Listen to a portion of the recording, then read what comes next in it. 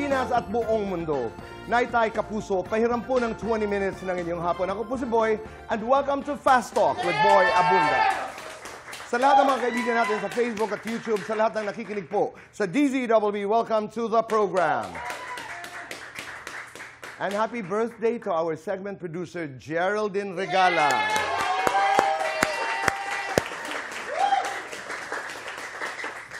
We are live, and we have a very special guest today. Siya po, to me, para sa akin po, she's one of the hottest young stars today. She's one of the most talented. She's one of the most beautiful, inside and out. Naitay Kapuso, please welcome Jillian Ward.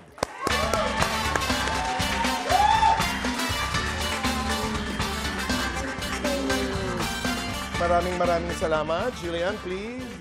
For your time. Tagal pa tayong hindi nagkita. It's been a while. Pero maraming salamat.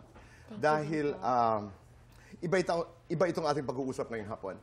Sa mga nanay, sa mga tatay po, sa ating mga kapuso na nagmamasid, kunting gabay po sa mga batang nanonood dahil baka may mga masiselan kaming salita o di kay mga paksa na maaari naming talakayin ni Jillian. Jillian, diretso na ako. In the last weeks, or even in the last years, napapagitna ka sa maraming usapan, maraming kontrobersiya. Sinasabi ang mga ilang bagay sa likod mo, may mga pabulong, may mga nakasulat, pero nasa sentro ka ng kontrobersiya. Ilan lamang dito ay may sugar daddy ka, didiretsahin kita, you have a benefactor, and that you're a sugar baby. Bakit napunta doon ang usapan? Dahil lavish ang iyong lifestyle, meron kang mga mamahaling auto, luxury cars, BMW, may Porsche, malaki ang bahay, nagkaroon ka ng isang selebrasyon ng iyong debut when you were 18, at ilan pang mga issues. Unang katanungan, bakit ngayong araw na ito, nagdesisyon ka na kahit napag-usapan natin ito ng bahagya nung ating huling interview, bakit binabasag mo ang iyong katahimikan ngayon? Actually, nag-start po to 4 years ago. I was 16. And at the time, ayoko po magsalita kasi lagi sinasabi sa akin, if it's not real, hindi mo kailangan magsalita. Tas every year, nag-resurface po siya. Then, last week, lumabas na naman po siya. Noong una, sinensakin ng mga friends ko, akala ko parang meme na siya ngayon kasi sobrang absurd po ng mga kinukwento nila. So, tinawanan ko pa siya noong una. Then, nung nagbasa po ako ng comments, sobrang na-hurt na po talaga ako kasi sobra po yung pambabastos ng mga tao because of fake news. So, it took me 4 years to speak up about it, and yung pinaka-turning point din po sa akin is yung family ko, binabastos na rin po, especially my mom. So sabi ko, enough na po.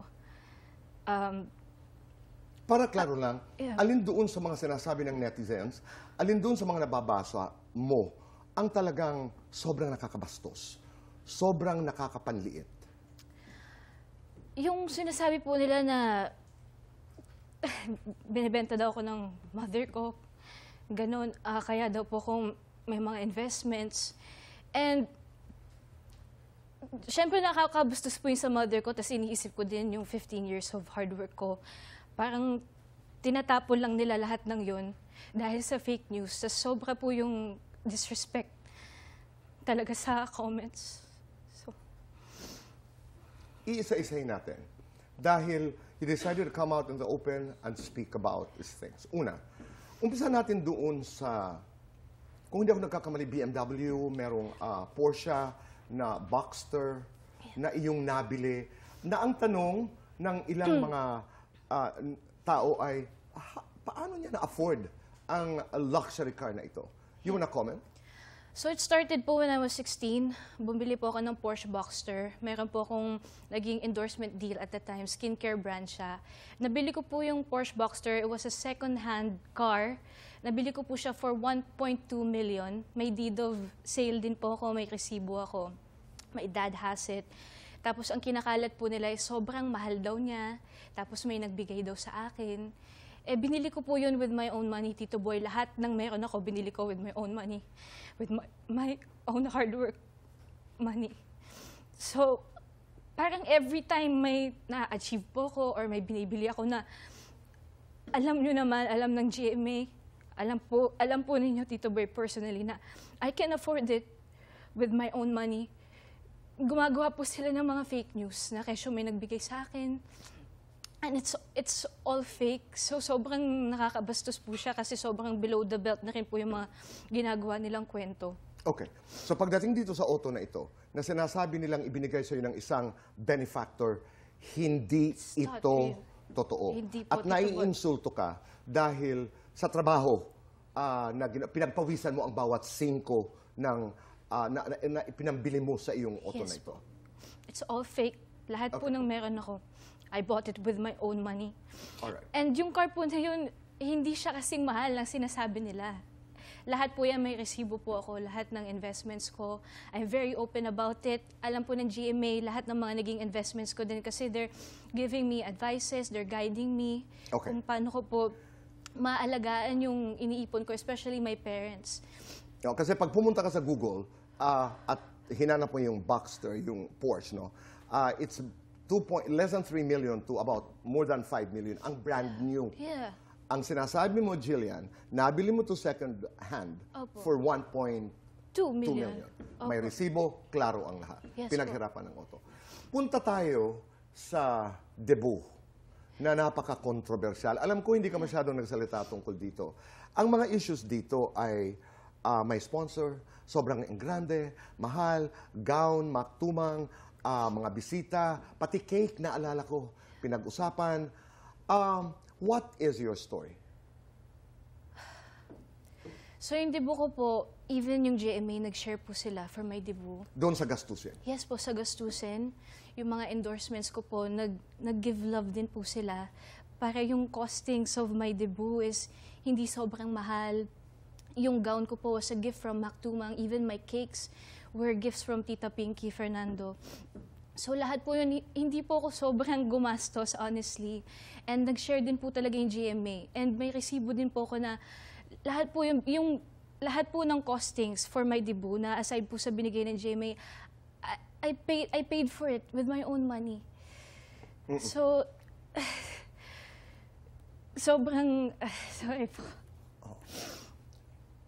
May mga kwento noon na ang sponsor mo raw ay dumaan doon sa backdoor ng Okada, may mga CCTV na magbibigay ng pruweba na nakita ka raw na may kasama kang sponsor. Yeah. Comment. Yung nga po gusto ko sabihin sa kanilang lahat kasi sinasabi nila, pati po sa mga comments, kinakalat nila na mayroon daw CCTV footage. Pumupunta daw ako sa hotels to be with old men na binibigyan po ako ng cars or sinosponsoran yung debut ko. It's not real. And kung meron silang CCTV footage, I dare them na ilabas po yun kasi wala po talaga. And sana kung maglalabas sila, hindi AI.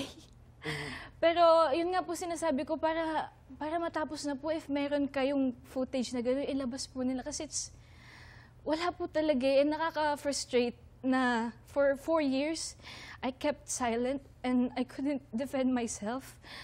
So, ayun lang po. At itinahimik mo ito. Yeah. At sa gitna ng lahat ng kontrobersiyang ito, ang dami mong pinagdadaanan sa personal na buhay. Patawarin mo ako, ha? Pero sa gitna ng lahat ng ito, naghiwalay ang mom and dad. Paano mo kinaya ang lahat ng ito?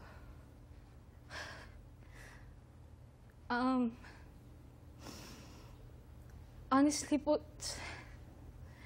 sobrang naging mahirap po siya for me kasi kailangan po mag-itna ako sa parents ko.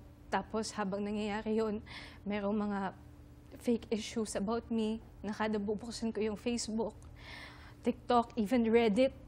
May mga kwento po about me na hindi totoo. And yung parents ko po nun, they were going through a tough time. So, ayoko din silang guluhin, istorbohin sa mga nangyayaring issues sa career ko.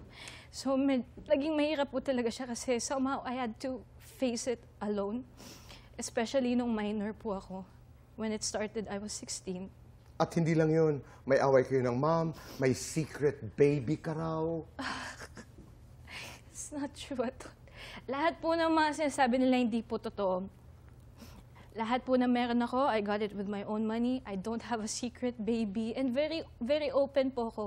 Open ako sa mga fans ko. Open ako sa GMA. Kilala po ako ng GMA. Alam nila paano ako tumanda sa industry na to. And my parents, I'm very open with my parents. Lahat ng friends ko, wala pong katotohanan sa lahat na sinasabi po nila. And I'm very confident about that. Jillian, gaano kasakit pag naririnig mo na sinasabing ibinubugaw ka ng sarili mong ina?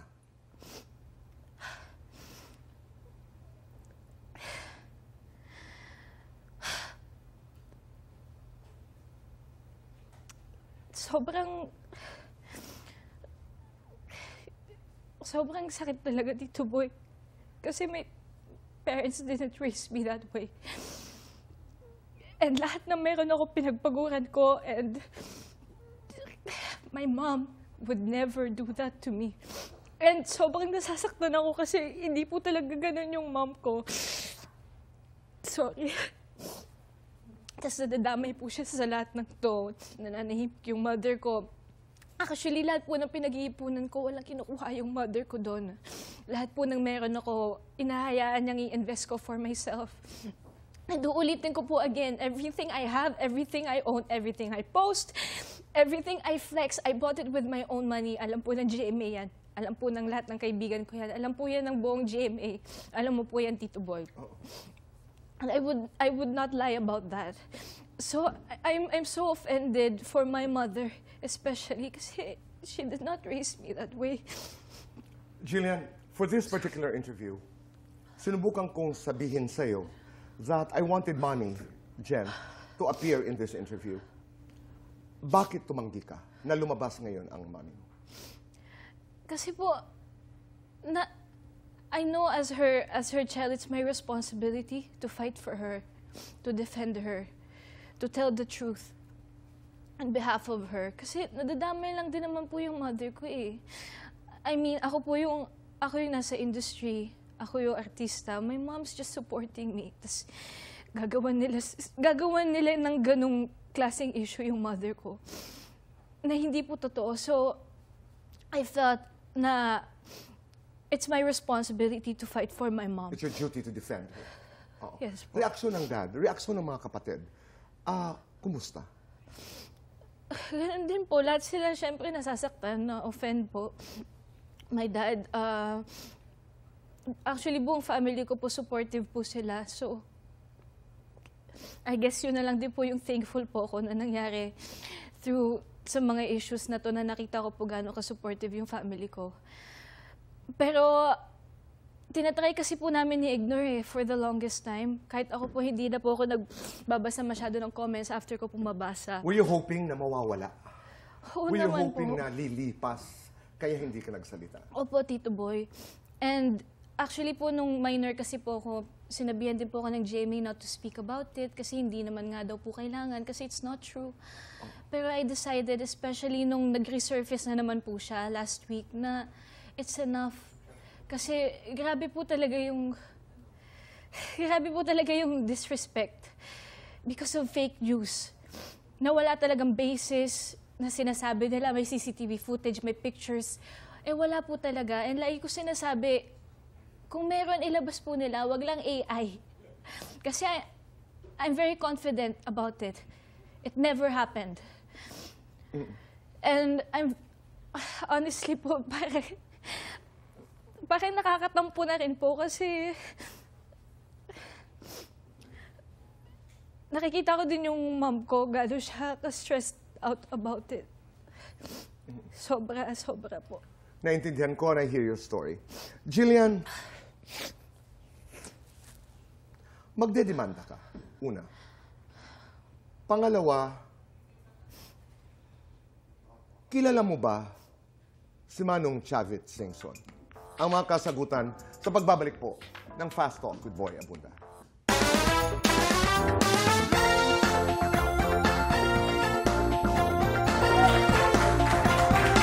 back in the show with Jillian Ward.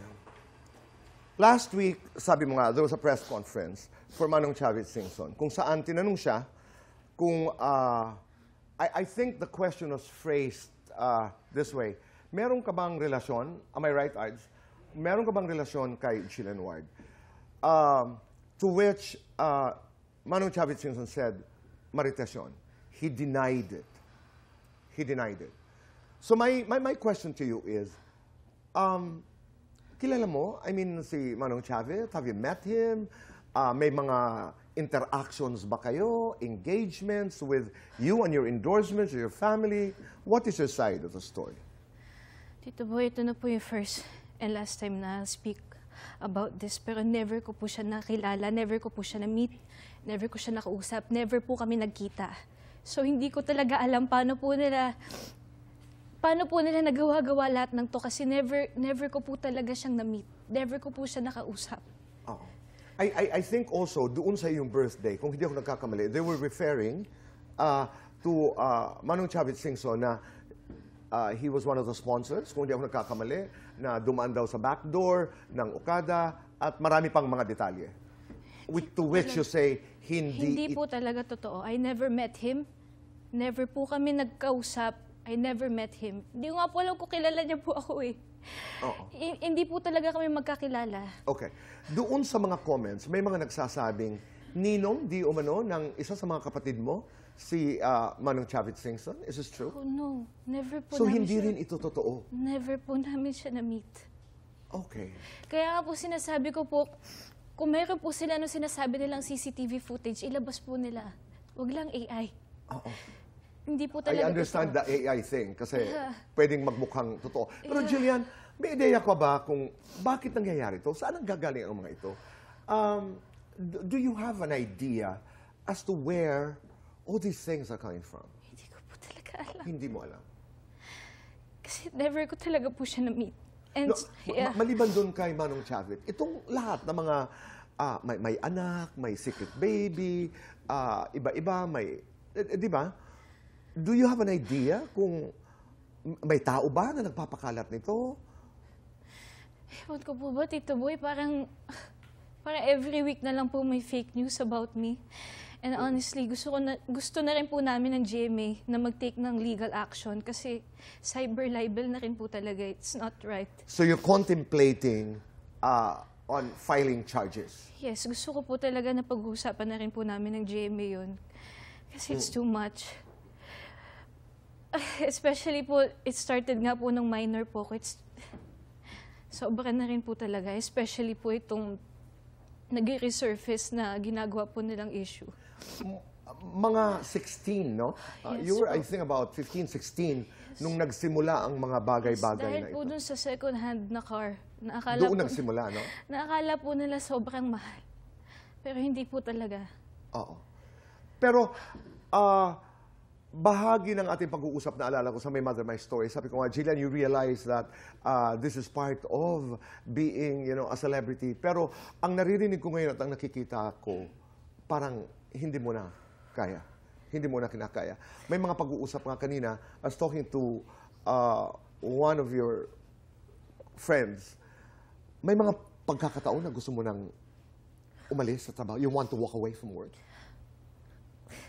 Honestly po, nung nagbasa po ulit ako ng comments, nung lumabas po to last week, parang naisip ko po siya. Kasi, like, last Friday, nasa taping po ako, tapos sobrang, parang hindi na po present yung utak ko kasi sinasabi ko ano pang point ng lahat ng hard work ko, ano pa pong point ng lahat ng pinagpapaguran ko. Actually, may time pa po dati na sobrang pagod ko po. 2-3 oras lang yung tulog ko every taping day na nadadala po ako sa ER sa sobrang pagod. Alam po yan ng GMA. Alam yan ng managers ko. Tapos, gagawan lang po nila ako ng issue na hindi po talaga totoo. So, nung nagtitaping po ako, especially last Friday, sobrang honestly, nade-discourage po ako. Na parang ano pang point na sobrang nagsisipag ako. Tapos, isang post lang, maniniwala po yung mga tao sa mga fake na ginagawa about me. So dumaan sa iyong isipan na parang, I wanna walk away. Ayoko na, I wanna quit. Pero I prayed about it. I prayed about it. And alam ko po kasi sa sarili ko, hindi siya totoo eh. So, I prayed about it. Kinausap po ako ng parents ko, ng manager ko. And yung support din po ng GMA. May message po ako ng mga boss ko, mga friends ko. Tapos na-realize ko, I'm here for the art. Gusto ko lang po talaga mag-artista. Yun din po yung gusto ko sabihin. Siyempre, na-enjoy ko po yung lahat ng blessings, yung lahat po ng suporta. But more than that, gusto ko lang talaga mag-taping. Gusto ko lang talaga mag-create ng magagandang stories sa TV. Kaya nasasaktan po ako pag may ganitong klaseng issue, lalo na dadama yung parents ko. Sorry po. Oo. And you say that this is the last time you're going to talk about this. You're going to move forward from here. Ayoko na po, Tito Boy. Oo. Naiintindihan ko. Oo. At habang pinag-uusapan natin ng trabaho, alam ko may pelikula ka, may serye ka, you're working. Baka nagtatanong sila kung anong taping. Yes, am I right? You have a serye? Yes po, may nagtitaping po ako for a new show. And ayun, yun na lang po yung pagkakabisihan ko. Yung ano po isipin to. Basta, ayun lang po. Thank you, Tito Boy. Kasi, honestly, sobrang hirap po nito for me. Right. Na 4 years po hindi nagsasalita. And thank you kasi you're here to listen. Maraming And also salamat. sa GMA, thank you po. At sa For my family and my friends. your friends, your fans, your family. My fans, thank Right. you po. They're there standing for you. Thank you po. Huling katanungan lang, wala na tayong fast talk. Okay. What is your message to yourself? To myself. Anong nais mong sabihin sa sarili mo?